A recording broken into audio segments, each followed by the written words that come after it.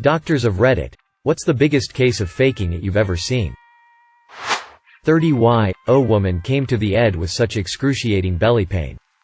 Paralyzed. Oh god, it hurts when you press there. Must have oxycodone now. ED doc said if she can get out of the ED bed and do 20 jumping jacks, we can give her the oxy. She did 20 jumping jacks. Then got kicked out of the ED.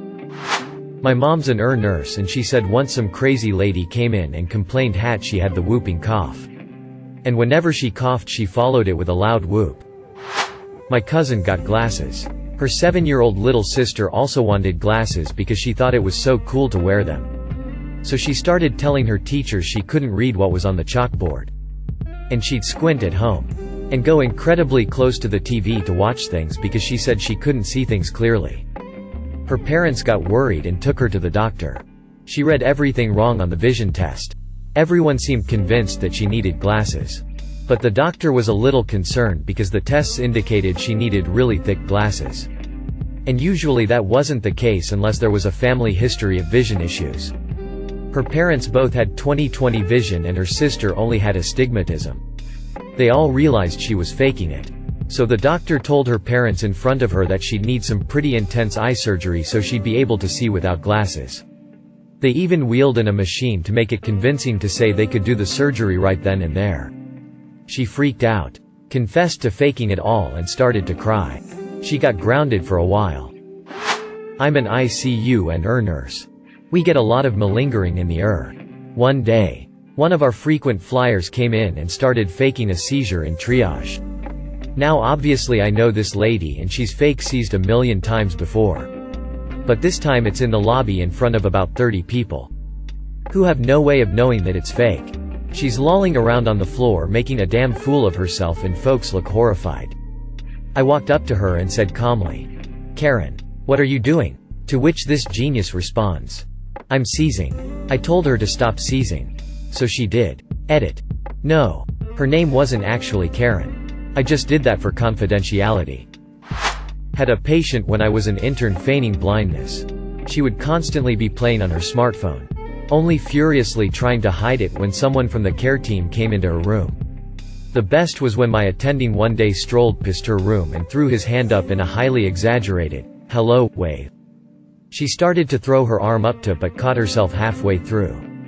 Then threw her hand back into her lap and pretended to be staring off into nothing. When I was a kid I learned I could fake sick and get out of school. So 1 to 2 days a week I would get a migraine, and hold my head and complain and I would get to go home. Eventually my parents took me to a neurologist who said, "Maybe you just don't let him eat chocolate and sugar." I admitted to faking and was grounded for a long time. Ophthalmology technician. People pretend to be blind all the time. Go to check their eye pressure with the Tonapen, a device you poke them directly into the eye with.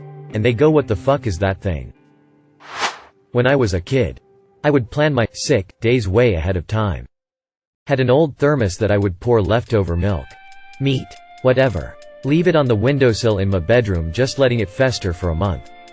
Of course the thermos was closed so no smells escaped. I set an alarm for the middle of the night. Dumped the contents of the thermos on my rug and ran in to tell my dad I was throwing up and so sick. However, this thermos monstrosity filled the entire condo up with horrible smells and both me and my dad ended up puking into the tub at the same time every time we tried to clean up the rug. He had to take the day off work too. Needless to say, I never pulled that again. Years ago I had a patient who had been rear-ended in an auto accident a few weeks before I saw her. She had a history of lupus. She was decked out in the usual "I'm crippled" paraphernalia, crutches, neck brace, elbow braces, wrist braces, knee braces, and could barely walk. I saw her a couple of times and she showed no improvement. One Saturday I was on call but had to take a back streets route to the hospital because of an event taking place on the main thoroughfare. I apparently drove through her neighborhood. Because, wonders behold, there she was wearing old lady spandex power walking down the sidewalk, holding weights in both hands. I did not call out to her. Next week, she was back in clinic.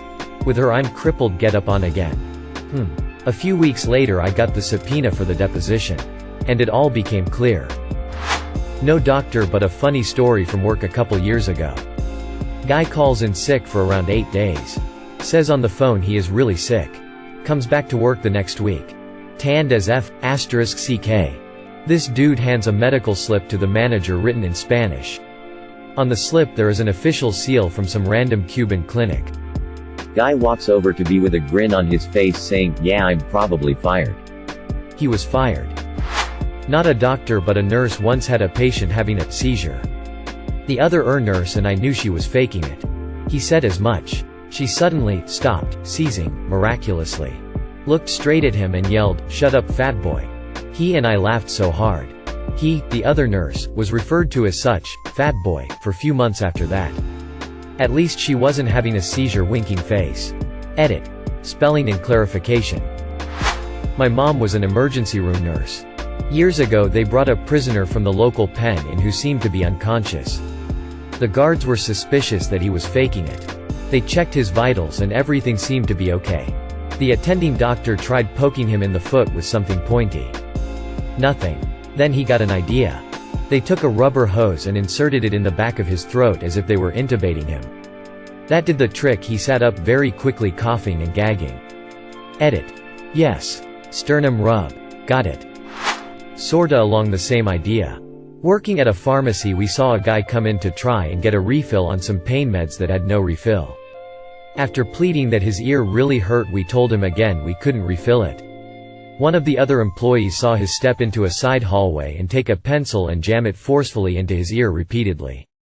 Drawing blood. He calmly left and went to the ER. He came back a few hours later with a prescription for pain meds. My brother was an EMT for 2 years and he told me this. People will try to use the ambulance as a means for transportation from Fulton to Oswego, because the hospital is in Oswego. By faking seizures. Sometimes when the head EMT guy was feeling fun and knew that the person was faking, he'd say something like, "Man, it's weird that he's having seizures but not peeing himself." Apparently the person would kind of snap out of it for a second. Weigh up the repercussions. Then either pee themselves or stop faking. I thought that was hilarious. 4th year medical student. On my rotation and a trauma came in from a woman that had been arrested. During the drive the patient banged her head 4 times against the window of the police car and then went unresponsive. She came to us with a bruise over her forehead and unresponsive. We all smelled BS but the patient was a great actor. Didn't even flinch during the digital rectal exam, which is standard for all patients that come in through the trauma bay. Though some of the nurses said that they caught her peeking at us when would leave the room. We ended up getting a CT scan, which was normal, and was even considering intubating her to secure her airway when our attending finally walked over to her. Opened her eyelids and held them open while telling her to wake up. Finally she started fighting to close her eyes and the jig was up. The doctor called her out and she proceeded to start screaming at us. She was much more pleasant when she was pretending to have a brain injury. I'm not a doctor but a nurse. There was a geriatric patient taking advantage of the call bell. Because she was an attention seeker. She always needed really basic things to get done for her because she thought the place was a hotel, it was a rehabilitation ward. And we should try to motivate patients to do as much for themselves as possible. She would ring the bell for reasons like please lift the blanket up for me or please pass me my phone or please feed me and claimed that her hands didn't work. I caught her several times lifting herself off the bed with her hands. Grabbing her phone when it rang. You get the gist. After days of saying no and that she needs to start doing things for herself. She grew more and more frustrated. Eventually she snapped. Grabbed me by my collar. Shook me aggressively and yelled, "What don't you understand about the fact that my hands don't work?" I didn't know what to tell her. I just looked at her and blinked as she slowly released her death grip off me. I guess I healed her hands. Praise the Lord. 1 upvote equals 1 prayer for an old lady's arthritis. Not a doctor but nurse. I once read a specialist's consultation report and at the end of the report the actual diagnosis given was fictitious ailment. Nurse for an ophthalmologist here. Had a 21-year-old new patient claiming to be completely blind from a sudden and severe glaucoma diagnosis from a previous unknown doctor. Would feel around while walking. Tried to keep eyes rolled back into his head. The whole 9 yards. He said he is a famous YouTube rapper that is now unable to make videos or earn a living. I exclaimed to have heard of him before and very excitedly asked him to search and show me his YouTube channel on my phone so that I could subscribe. He took my phone out of my hand and effortlessly found the YouTube app and typed away in the search bar. Oh. And of course his eyes were back to normal and focused. Posted this before but. Male patient. 18 years old. Rolled in unconscious. Mom says he's been like that for the past 4 hours. Go to check his lungs when I hear something interesting. I place the stethoscope near his mouth and hear him breathe in normally. But then breathe out by saying, breathe. No joke. Male patient. 21 years old. Admitted with inability to speak for last 2 hours and respiratory distress. Lungs clear. But we hook him up to oxygen for a few minutes. After he's taken off, his father comes running and drags me over, saying his son's tongue refuses to go back in after receiving the oxygen. I look at the kid and he's seriously just lying there with his tongue poking out like a child. I tell them to push it back in. A few hours later the dad tells me the boy is convulsing. I go to see without making my presence known and he's lying there just fine. The moment I ask the mom how he's doing, he starts convulsing. Think of an odd version of the worm. But on his back. Female patient. 16 years old. Admitted with complaints of recurrent seizures and frothing from the mouth. I look at her and she is literally blowing spit bubbles. I check her reflexes. Everything is intact. The moment I turn away to check on another patient, she suddenly becomes rigid and the spitting intensifies. Male patient. 30 years old. Unconscious and completely unresponsive for 6 hours. This guy was totally dedicated to his act. I initially approached it as a stroke. But when the blood pressure, ECG, reflexes, pupils, etc. all are normal, I start checking pain sensation. He slowly began to open his eyes and groan as I asked him to tell me his name. But the moment his Achilles tendon was pressed, he suddenly sat up, stated his name, and declared himself cured. Female patient. 17 years old. Complained of respiratory distress and convulsions. Everything's normal on admission. And she's conscious but refuses to eat. Parents are worried out of their minds. And every few minutes she has a fit, where she would just basically shake from side to side. She let slip to a nurse that she didn't want to go to school that week. So she was faking an illness. Since she was refusing to eat. The attending wrote up an order for a nasogastric tube, which was inserted and then removed by her in a matter of minutes. I saw a father and his son wink when I was turning to face them again when I was done writing a note to stay home from school. That's pretty much it. Faking it is a hard call to make in general. Guy came to I was a nurse at the time. For stomach ache when asking him about history he randomly mentions a fight with his girlfriend where she left in a tizzy and he fell asleep on the couch.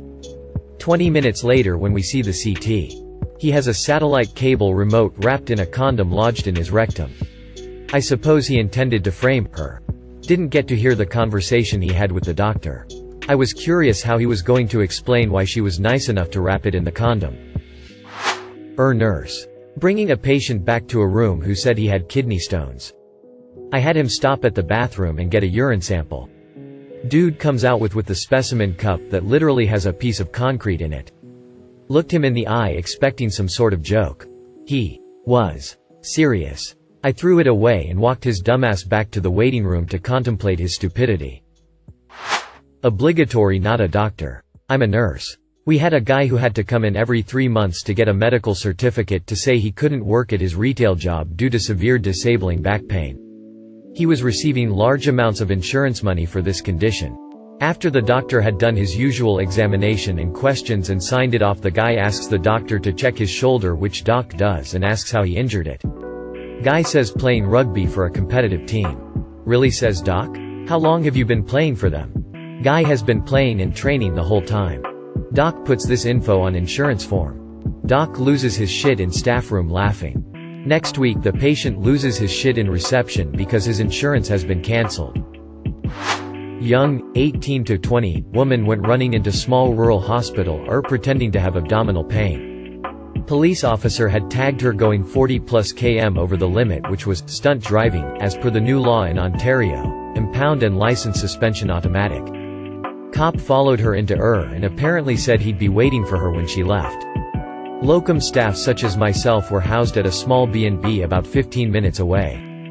And the had pre-printed order sets to be done before we arrived. When I arrived, she flat out admitted that she just came in because she freaked out and didn't stop. I told her we'd give her 45 minutes to call her parents, family before I booted her. Except BHCG came back positive. And subsequent ultrasound came back showing extremely early ectopic. Officer figures out something is up when he hears air ambulance call come in over radio. She was completely asymptomatic and just worked out that she dodged both charges and a life-threatening issue by accident. It was definitely a WTF moment. Edit.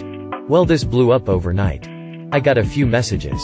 A little more info. Small rural hospitals in northern Ontario often service areas from more than an hour's drive away and still only have a catchment area of 2,000 to 3,000 people. When on call, it was just that. We would do our days in the community clinic. Then maybe hospital rounds. Then go home and be on call. We wouldn't be at the hospital. There wasn't an on-call room where you would stay, for example. There were lots of times that you'd go a full night without being woken up. Or maybe just a call from the acute care inpatient wing. Locums were short-term contracts for places that didn't have full-time medical staff for whatever reason. It's hard to attract clinicians if you don't even have broadband internet in the community. They generally pay very well. Not a doctor, but a UK-based midwife. Had a patient who had been in and out of hospital throughout her pregnancy with episodes of heavy bleeding. This was her 6th baby, so she was a fairly well-known patient in our unit. The issue was no one had ever seen her actively bleeding. She'd call saying that she had bled down the toilet but flushed it. And all the examinations we did came back completely normal with mostly no evidence of any bleed whatsoever. On occasions during speculum examinations we'd see the smallest amount of blood. I was caring for her during a shift where she yet again called to say she was bleeding. Walked into her room and found her jabbing around her vagina with a sharp object to make herself bleed. She had been doing it the entire pregnancy. The reason she gave, because she had 5 noisy children at home. Needed some rest and knew we wouldn't admit her to hospital if it wasn't for a good reason. She would do it any time her being discharged home was mentioned. We ended up having to complete a perinatal mental health referral and consult with the safeguarding midwives as she was putting herself and baby at risk of serious harm. Edit. So this got a lot more attention than I ever expected. There's a lot of questions regarding birth control and questioning her parenting, so thought it best to add an edit. This patient was not by any means a benefit seeker. They were a hard-working and loving family that had full-time jobs. She had been booked in to have her tubes tied but found out a week before the procedure that she was pregnant with this baby. She just couldn't cope during the pregnancy. And became very mentally unwell. She did not realize the implications or understand the face that she was causing massive harm to herself and her baby. She was referred to our perinatal mental health team and treated for psychosis. They also had a lot of input after she had her baby. She ended up having a C-section and was sterilized at the same time at her request. By all accounts she is doing very well now. Also thank you very much for the slivers. This patient comes in for back pain with weakness of the legs. Gets a full workup with MRI. Standard blood work. And then some immunological things to look for stuff like myasthenia gravis. No neurological or immunological explanation for the weakness. Patient is seen by physical therapy and they are of the opinion that the patient is holding back intentionally. Go to see the patient at the end of the day and prep them for discharge. Patient is infuriated that they're being discharged. Yelling and screaming about how they aren't better. How they're disappointed in the institution. Blah blah blah. They said one particular thing that still clearly stands out 3 to 4 years later. I can't believe you're sending me home already. I haven't even told my family I'm here. And now you're going to send me home before they even have the chance to see me? My attending and I leave the room to arrange things with the nurses. We go back in and the patient is out of bed and standing up in the middle of the room. Miraculously the patient is able to walk with zero assistance when they had so much difficulty with any assistance over the previous 2 days. At that point, they were enraged. We went into the room without knocking. They were discharged home after a conversation regarding abuse of medical services. I'm sure there are doctors on Reddit. But they are probably hesitant to talk about their sex lives. I once saw a patient who had been faking paralysis of the legs for years. Used a wheelchair. Never walked. Etc. Old records showed extensive imaging, neurology consults, and other tests that proved the patient had full function of all extremities. Family, friends were just going along with it, not sure if it was really conversion disorder or if the patient had some secondary gain issue. I'm a doctor. I used to tell stories about things like this. But lately I've come to realize that many people who are faking it have a severe psychologic trauma, e.g., child sexual abuse, which is manifesting in physical symptoms, or some other bad cause for their factitious disorder. Even for the malingerers too. They're usually in a terrible place in life despite how much fun it is to read about their stories. We should treat both types of people with compassion and understand the circumstances that brought them to that place in life. I totally had a patient who nearly killed herself injecting her own poop into her skin though. That was pretty wild. Thank you for watching. If you enjoyed this video, don't forget to drop a like. If you would like to see more content like this in the future, subscribe and turn on notifications to be notified about future videos. Now check out one of these interesting videos.